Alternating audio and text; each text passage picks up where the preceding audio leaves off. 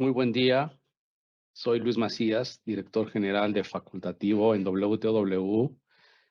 Y en nombre de todos mis colegas, les doy las gracias a la AMIS por la oportunidad que nos dan de presentarnos en este panel de discusión sobre innovación e inteligencia artificial.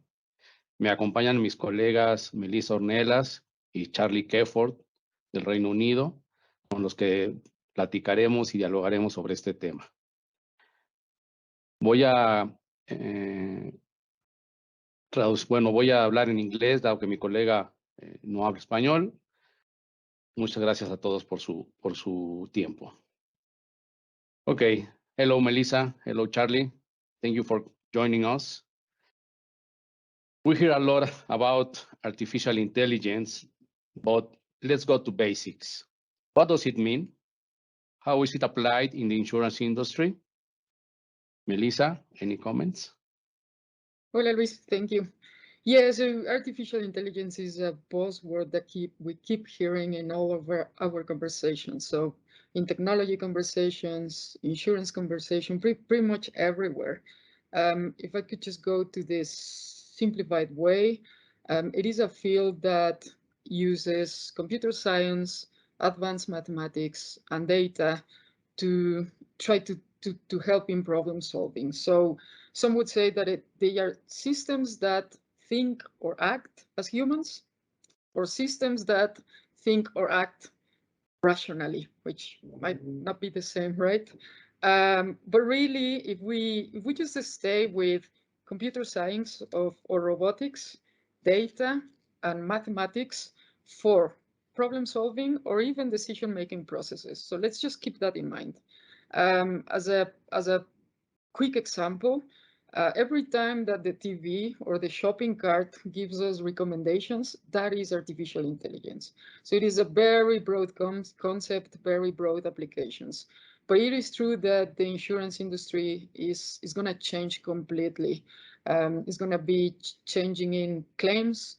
We're already seeing it in distribution, pricing, and of course, in the underwriting segment. Thank you, Melissa. What do you think, Charlie, about these comments? Well, I completely agree. I know that we're going to talk a lot about commercial lines, through this session, but actually data scientists have become key to, most insurance companies starting out in personal lines, particularly in pricing and claims. And we're seeing the application of those data science techniques and artificial intelligence really throughout any analytics process within an insurer. So it is a massively increasing trend. I know that we're recruiting more and more into our teams, and we can see the value that they're adding. So it's exciting times. Good. And okay, you said commercial lines, Charlie.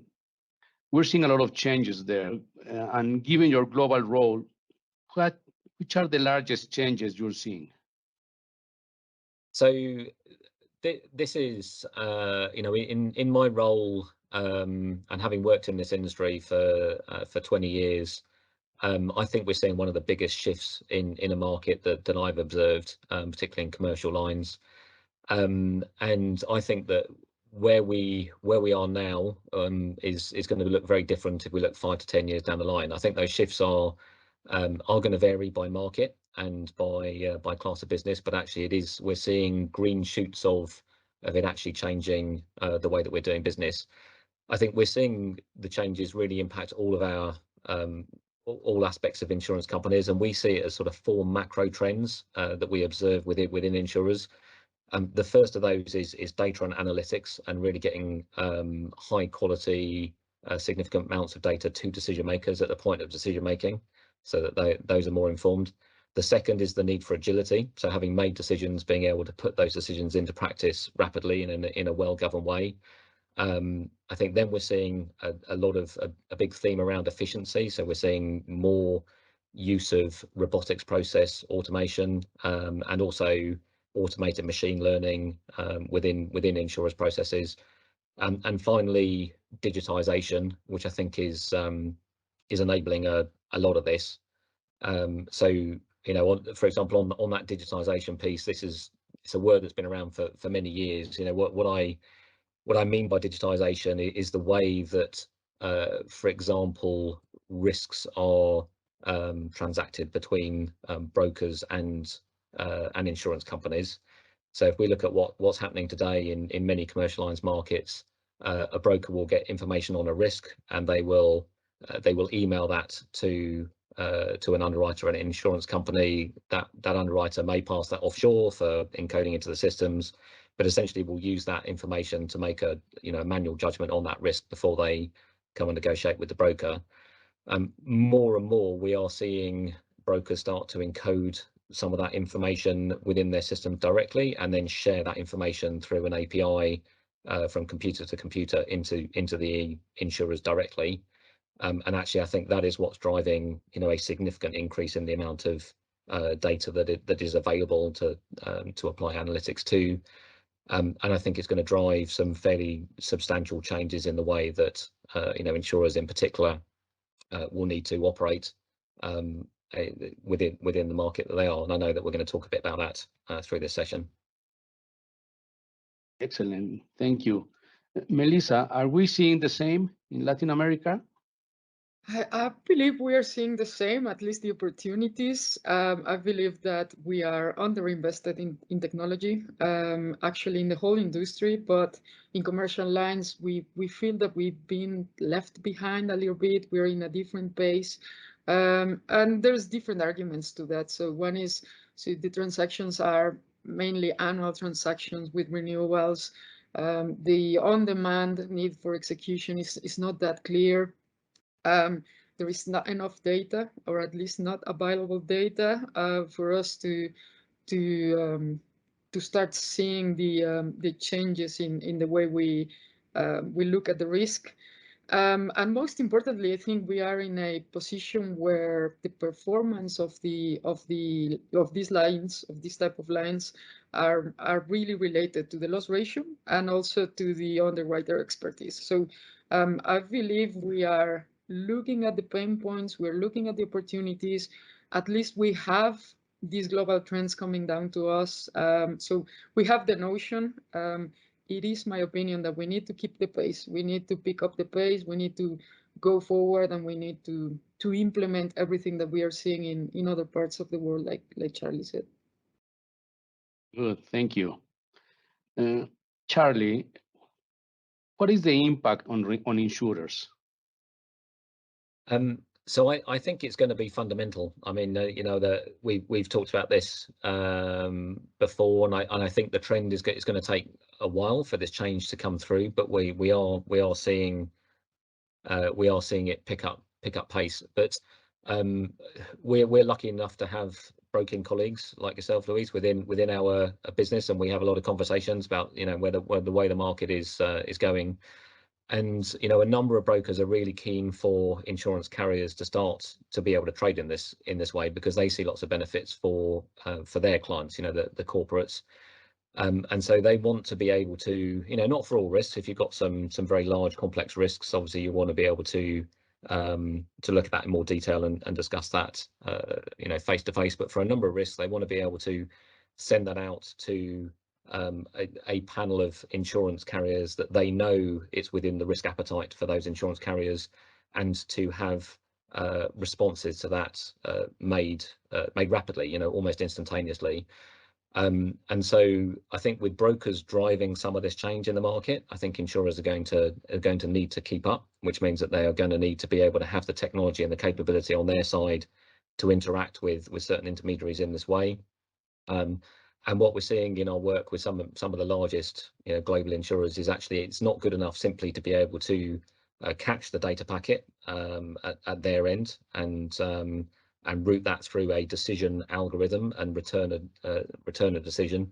But actually you want to be able to do that in a really effective way in order to make sure you're still selecting the best risks and all of those sort of things. So we are seeing, within insurance companies, we're helping the carriers build an underwriting algorithm. So obviously what's happening is a broker is sending a data packet to a set of insurance carriers. What they want is for the insurance carrier to be able to capture that risk information and automatically triage it, to run it through an algorithm and to decide whether they want to decline that risk or to accept that risk, or if it's triggering certain things to refer that risk for for manual underwriting.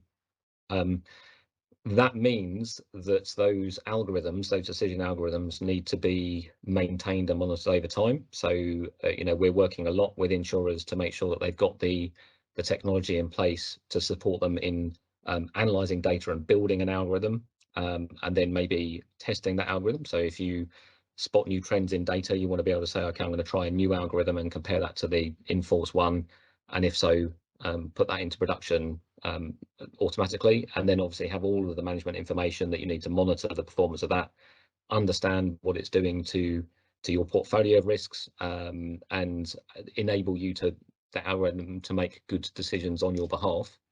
But that again is only one part of what we think is the operating model that an insurer will need. It's also important that for more complex risks that are going to get referred for manual underwriting, the underwriters are able to do that well. So again, we're seeing a lot of people move away from spreadsheet pricing models into something that's more governed, has got slicker user interface, can get information to the underwriter at the point of decision making, more contextual information, so they make better decisions as their case underwriting, and also improved active portfolio management. I think that's another critical part of this as we move into this future world, that actually portfolio managers and underwriters understand what's happening in their portfolio, the types of risks that they're writing, they're collecting information on the market and claims trends, and they can adjust all of this ecosystem so that they continue to stay at the forefront of the insurance market practice. So I guess that's a fairly lengthy answer to your question, but in short, I think where we will need to get to as an insurance community is really thinking about that future position and being ready for that, and being able to trade in the appropriate way for the sort of risks that brokers and other intermediaries want to put out to market in that way. Well, now that you mention broking, from my point of view, large and complex risks, which are usually the ones needing reinsurance capacity, definitely I see brokers and markets being assisted by analytics and underwriting tools, that's for sure. But honestly, I hope not to see a robot seated at Lloyd's in the underwriting box in several years. I hope so. But anyway, Melissa, are we prepared for that? That's a very difficult question to answer, Liz. I think different markets are in different positions, being affected by different things, different paces in terms of technology. I can say that at least in LATAM, a really good point is that we are seeing the pain points, we are seeing the trends. So, and I'm going to get a bit more in reflection on this.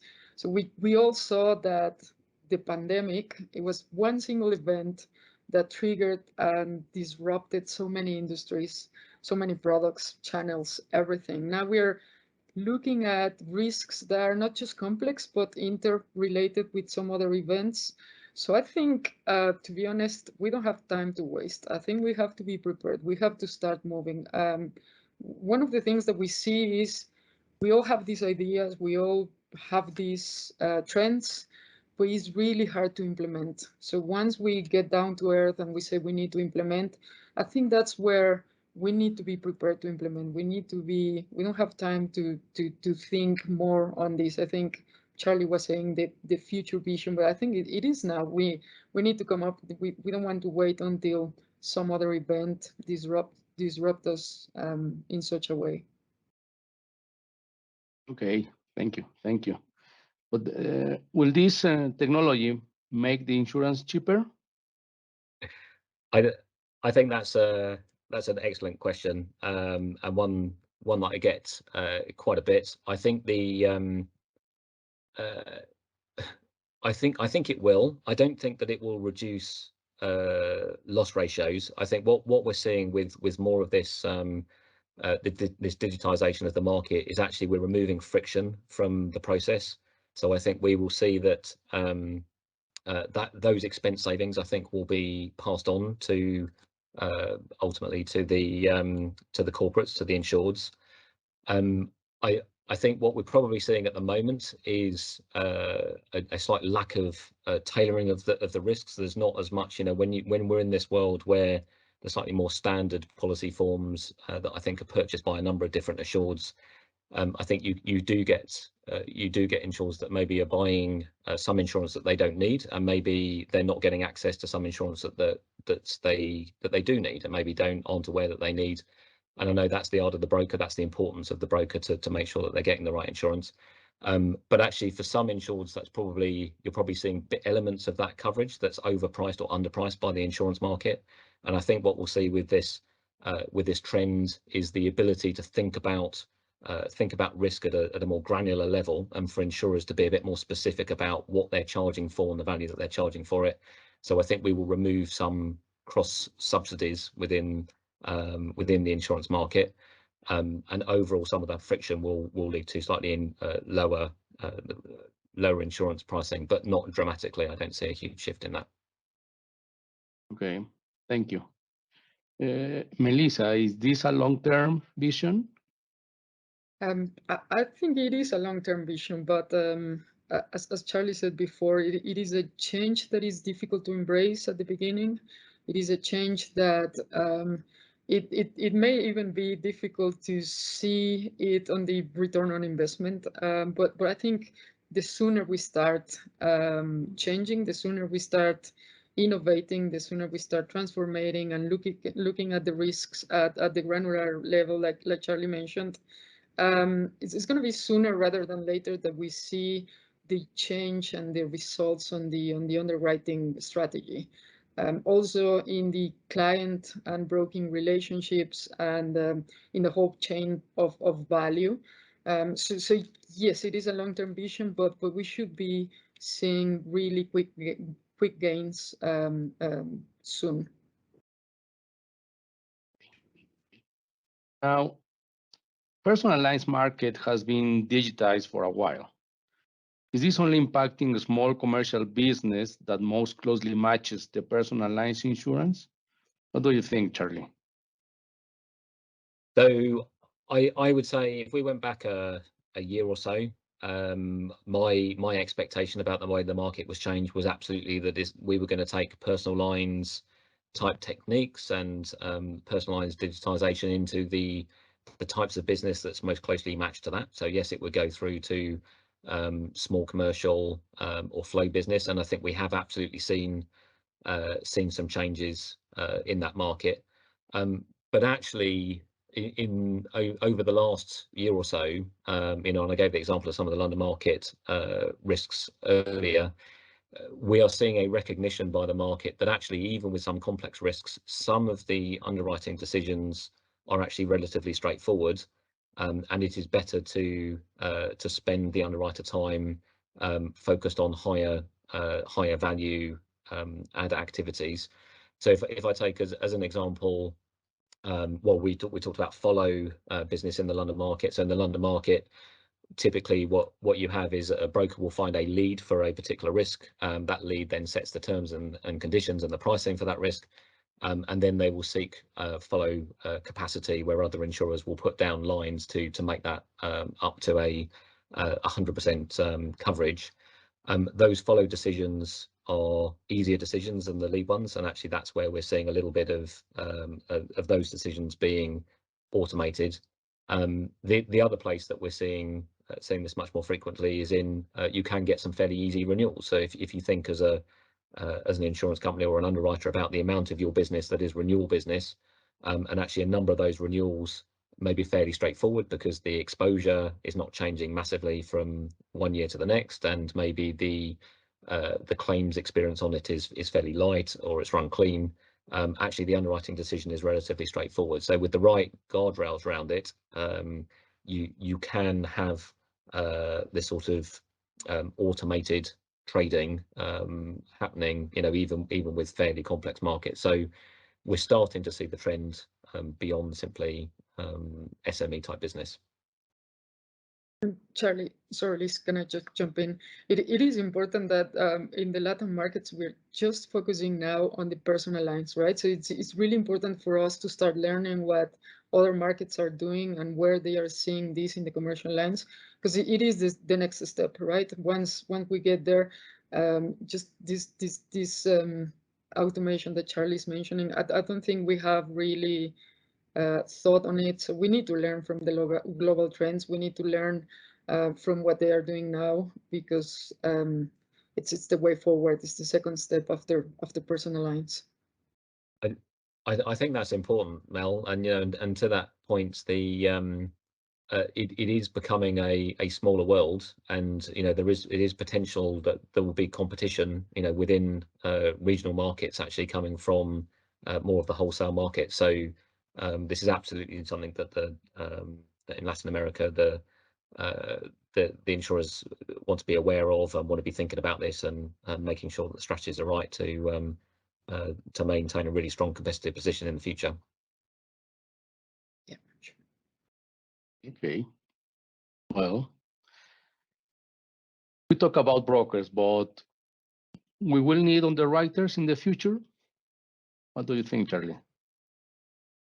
So we see, because we talk to a lot of companies around this sort of thing, we find many underwriters are really excited about about what this could mean for them, about how their roles might change and transition in the future, and they want to be that kind of digital underwriter. I'm seeing it more and more on LinkedIn posts and in people's job descriptions, where they are the digital underwriter.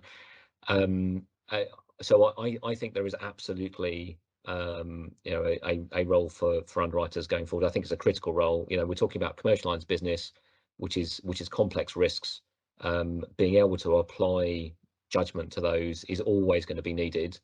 I think the exciting thing here is that actually the role will transition a little bit. So I think the complex judgment on large cases is always going to be needed. I think what's happening is the case underwriting of maybe small, simpler cases, things that can be done automatically, that will be delegated over time towards an algorithm that can make those decisions on behalf of the underwriter. But then the underwriter's role changes to one of actually managing and maintaining that algorithm, because again, what you're trying to do with that algorithm is to replicate the underwriting thought process. So the role will move to that, but also, of course, monitoring where the portfolio is moving. So the underwriter is always going to be thinking about trying to build a book of risks that is well diversified, that is hitting all of the return on capital requirements, all of the requirements around, maybe even requirements around ESG, and actually hitting certain corporate policies. So you need to make sure that anything that's making decisions on your behalf is making the consistent decisions with what you would do as an underwriter. So that role of the underwriter is going to change. I think one feature of that, and I'm excited by this as an actuary by background, is that actually pricing actuaries, pricing teams, and underwriters are going to become much closer. I don't think the pricing actuaries can do the role of the underwriters, so I think the underwriter needs to be there applying their underwriting skill set to this problem. But equally, it's useful to have your pricing team or your actuaries or even your data scientists as well as part of that group, supporting with understanding, capturing some of that data, understanding the trends, feeding that back into the how you might want to change the algorithm so that you get better business outcomes. So we are definitely going to see a more of a breakdown of functional silos, and I think the future role of the underwriter, I think, is very exciting. But no, I don't ever see that it's not going to be required, not in commercial lines. Okay. What do you think, Melissa, on the Latin American market about the underwriting? So I think in all industries, we are having this fear about robots, right? Like we all think that we're gonna get replaced. It is really about talent management. It's really about giving extra time for the underwriter to do the analysis for what his expertise is on, right? Same way as in personal lines is the time that we give the actuary, the pricing actuary, the time to do the analysis rather than being coding, right? So it's really about talent management and getting the most of the expertise of that role. So I believe that yeah, we will always be needing the role. It's just going to change, and it's just going to be more and more insightful rather than a processed role or a task management role.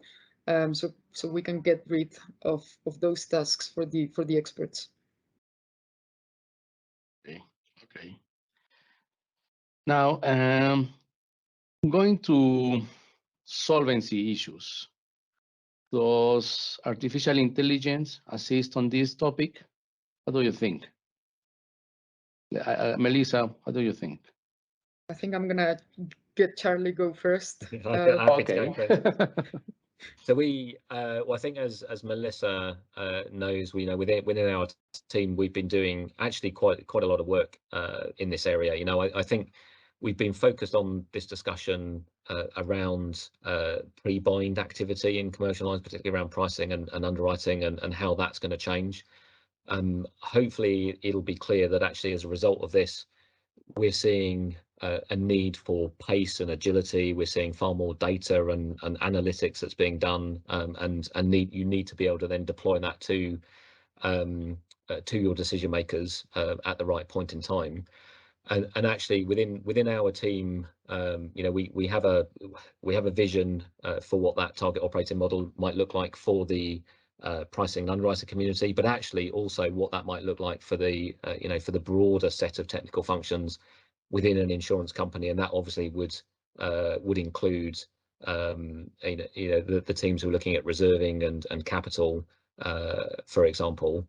I think one of the things that, having worked in the industry for a long time, I've always thought would be great is if we could actually get more consistency of view from the different technical functions. You know, we do have teams that are working on the same data sets. You know, they're working on the same sets of claim information and exposure information, and yet actually the views that they are giving to the execs, to the senior management, can be quite different. You know, you'll have on the same portfolio of risks, you know, typically the underwriting and pricing teams will have a much more favourable view than maybe the reserving actuaries might have. And actually, I think what we are seeing is that those functions are becoming more and more aligned. I think the execs want to see a consistent view, or at least even if it's not the same view, they want to understand the differences.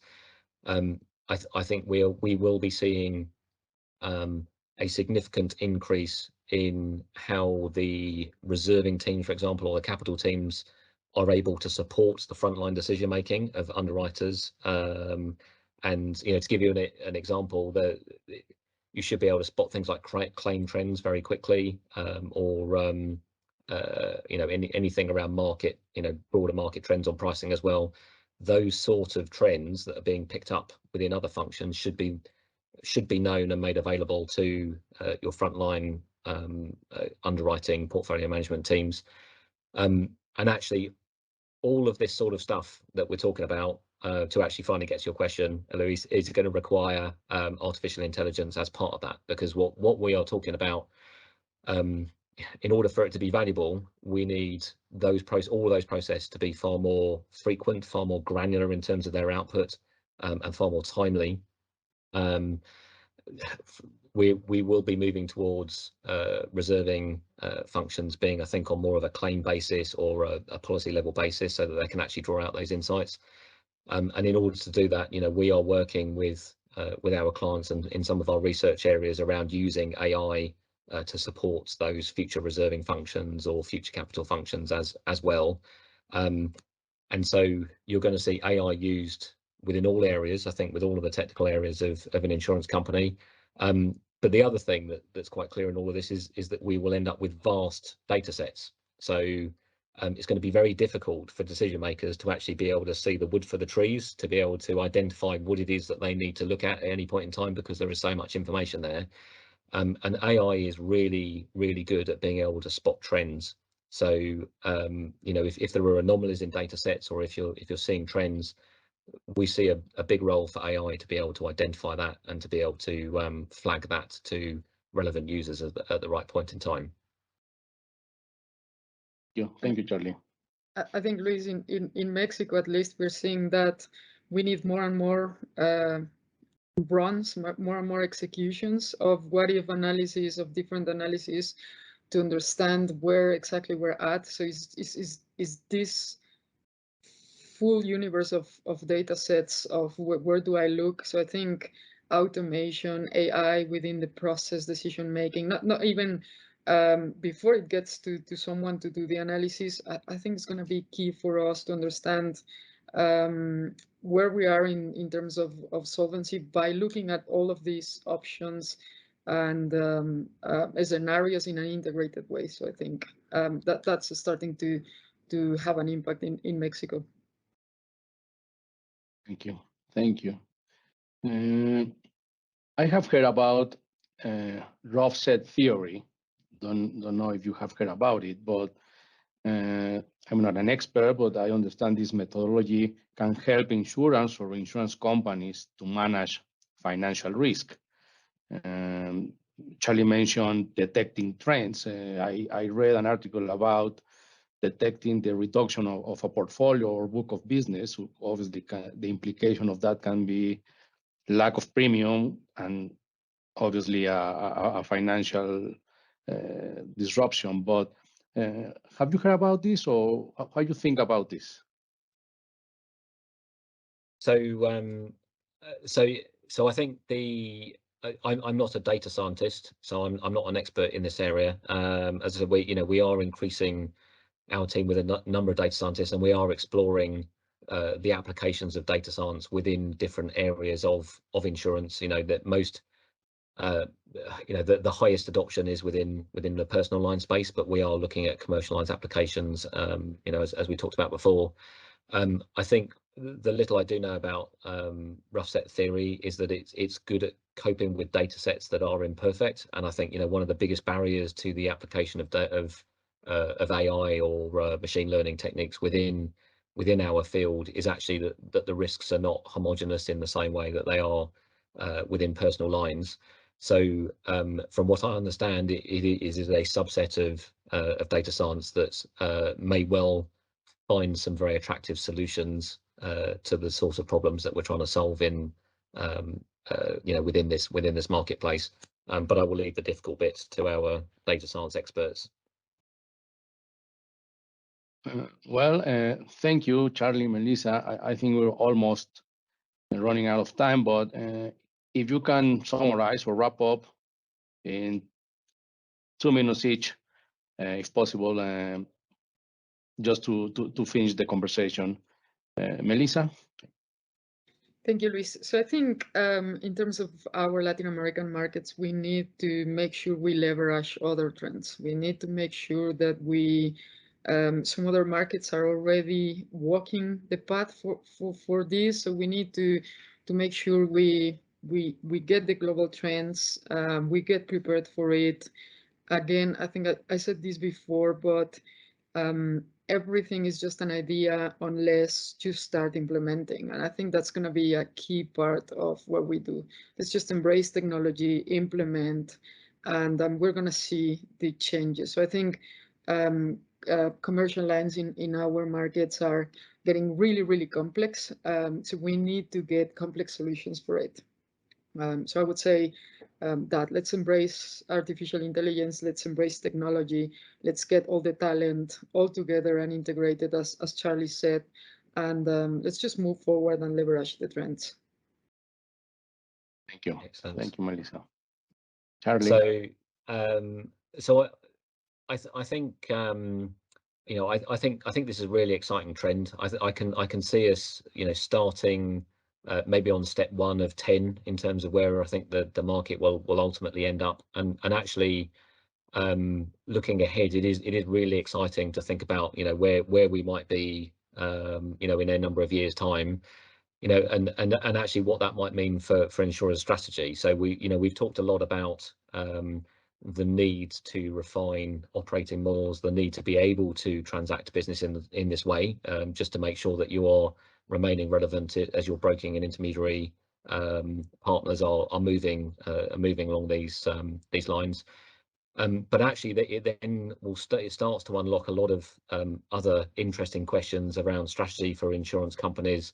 You know, for example, around how they capture as much data as possible in order that they can understand what's happening in the market, what the market trends are, and then they are then behaving to optimize their outcomes given those market trends. So, you know, to give you an example, one of the steps that we see happening is that our broking team, you know, I talked about some of these pilots within the London market, are looking to move us towards a world where, at least for some risks, they will be able to see digitally on their broker workbench for a particular risk what sort of which insurance carriers would have this risk within risk appetite, and therefore they can then select from that which ones they want to send it to digitally.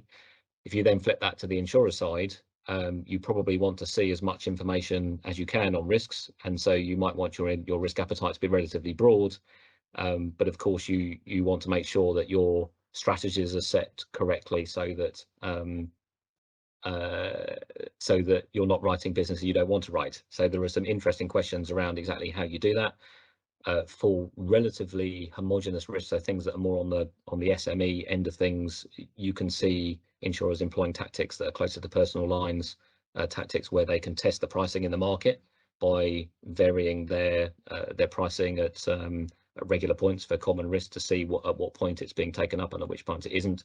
You know, these are just a few examples of, I think, that some of the ways the insurance market strategies, I think, are going to evolve when we get a number of years into the future, which I think is going to be interesting to see. I think in you know, in wrapping up and summarising, Luis, I would say that, you know, this is you know, we're an early stage in the process. It's going to take a number of years, but it is absolutely happening, and I would encourage everyone to make sure that they have got strategies in place to ensure that they are ready as the market continues to expand and adopt these sort of techniques. Well, yeah, I agree totally with both of you, and from my broker perspective, I totally embrace the technology. Developing analytic tools is key to assess properly to our clients, and also from the underwriting point of view, the technology and obviously improve the underwriting process and be more accurate in terms of the exposure. So that can obviously benefit also clients and companies, giving the correct rates to their exposure. So definitely, I totally agree with you. So, well, we ran out of time, but thank you to both of you. Thank you very much. Y muchas gracias, AMIS, por la oportunidad. Hasta luego.